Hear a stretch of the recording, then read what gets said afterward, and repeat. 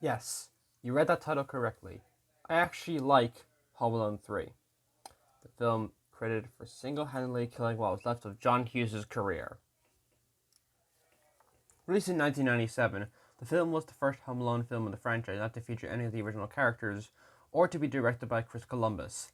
The film was instead helmed by former editor Roger Gosnell, his directorial debut. He had edited the first two Home Alones and has since gone on to direct movies.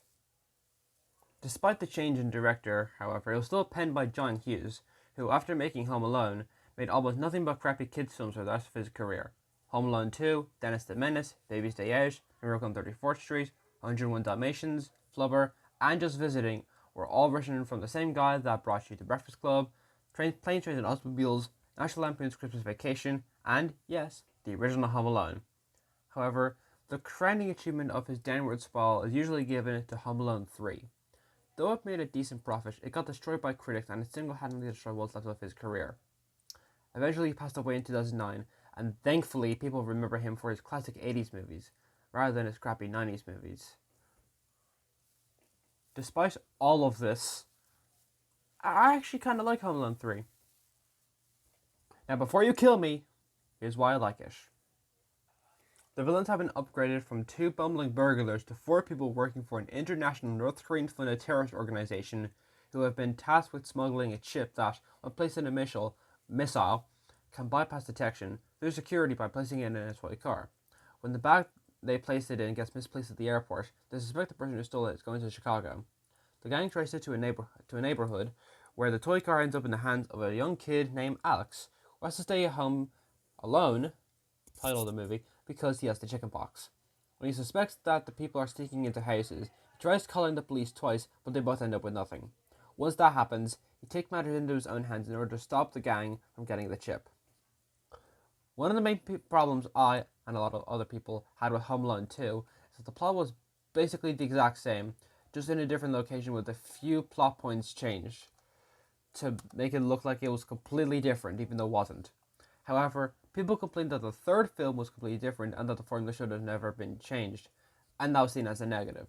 Personally, I like the changes, and as by God we needed something different after the copy and paste the second film. In fact, the creators make fun of the second movie. There's an audio track or a commentary of the first movie, and the creators literally make fun of the damn film they made, so honestly, that makes it okay to make fun of Home Alone 2. I welcome the changes for the franchise for Home Alone 3.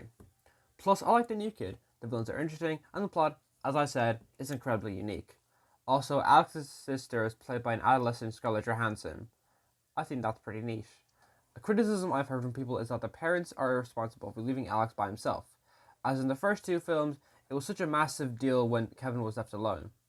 I think it makes sense why they leave him by himself in the third film.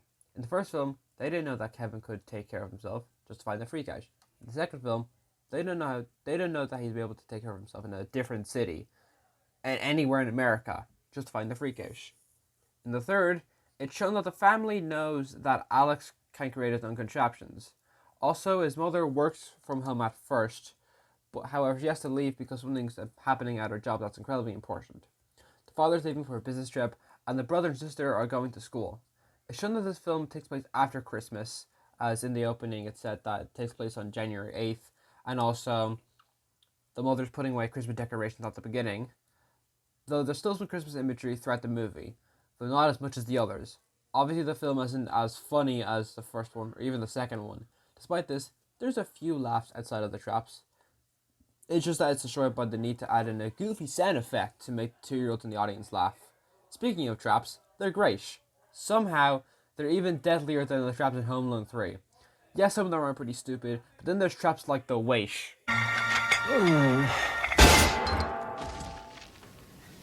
Ouch. The abrupt nature of the joke, the fact that it doesn't show the impact of it, only the sound, and Alex's reaction just make it even funnier. A lot of these traps would actually kill you in real life. I also enjoy the music. It's certainly different from the first 2, which, let's be honest, have the exact same scores. The music in this film, despite it not being as iconic as the first 2, is 100 times better than the music for Home Alone 4, We just repeat the same 3 music things 5,000 times and they call it a soundtrack. Christ, give Daylight some credit. At least they played multiple different tracks along with the same one. Another criticism I have with this movie is that the parrot and mouse are not funny. They never say or do anything funny throughout the entire runtime, and I wanted them to blow up, or get shot, or get squashed. Anything. They were the only characters that made me remember, oh, this is a kid's film. The first Home Alone was also made for kids as well, but it had a lot of thought and talent behind it. This one, obviously, isn't as well crafted in the slightest, but I think we should give it a break, considering the fact that the 3 films we got after this one, are about as fun to watch as Buried, or United 93, or Requiem for a Dream, or Schindler's List, or Mean Creek, or Solo, or a Serbian film, or Cannibal Holocaust, or I can keep going and going and going and going.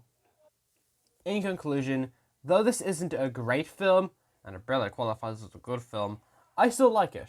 I think it gets way too much hate.